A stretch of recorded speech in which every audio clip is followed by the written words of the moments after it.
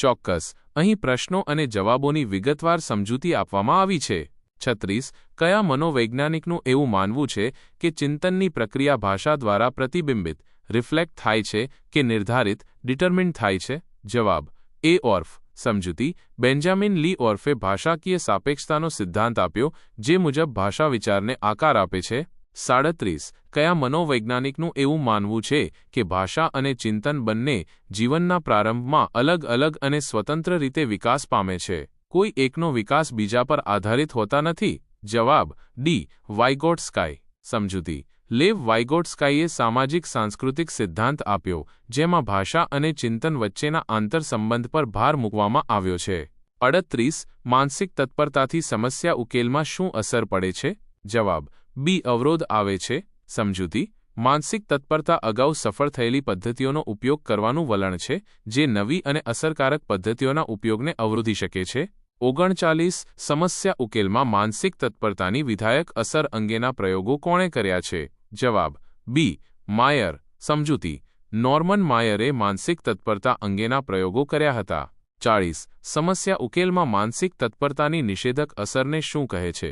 જવાબ એ. ક્રિયાત્મક સ્થિરતા. સમજૂતી. ક્રિયાત્મક સ્થિરતા એ વસ્તુઓના પરંપરાગત ઉપયોગો પર ધ્યાન કેન્દ્રિત કરવાની વૃત્તિ છે જે નવીન ઉપયોગોને અવરોધે છે. 41. કયા સંપ્રદાય મુજબ વિચારણામાં પ્રતિમા કરતા પ્રયોજયની માનસિક વૃત્તિ વધુ મહત્વની છે? જવાબ બી. ઉર્જબર્ગવાદ. સમજૂતી. ઉર્જબર્ગ સંપ્રદાય વિચારણામાં માનસિક વૃત્તિ પર ભાર મૂક્યો હતો. 42. ઉર્જબર્ગ સંપ્રદાયના મનોવૈજ્ઞાનિકના અભ્યાસો કોને લગતા હતા?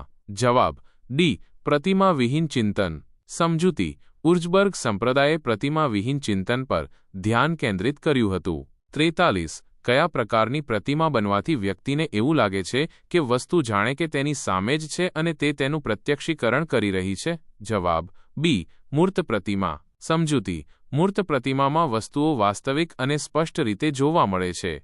44. કયા ઉંમરની વ્યક્તિઓના ચિંતનમાં સમૂર્ત અતિસ્પષ્ટ પ્રતિમાઓનું પ્રમાણ વધુ જોવા મળે છે? જવાબ એ. બાળક. સમજૂતી. બાળકોમાં મૂર્ત પ્રતિમાઓનું પ્રમાણ વધુ હોય છે. 45. નીચેનામાંથી કોણ વુર્ઝબર્ગ સંપ્રદાયનો મનોવૈજ્ઞાનિક નથી? જવાબ બી. ડંકર. સમજૂતી. કાર્લ ડંકર ગેસ્ટાલ્ટ મનોવિજ્ઞાન સાથે સંકળાયેલા હતા.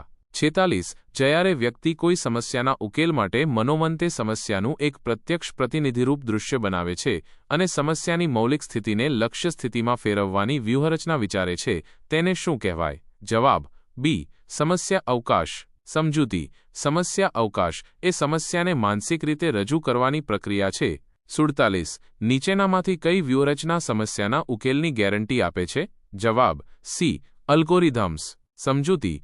અલ્ગોરિધમ્સ એ સમસ્યા ઉકેલવાની ક્રમિક અને ચોક્કસ પદ્ધતિ છે જે ખાતરીપૂર્વક ઉકેલ આપે છે.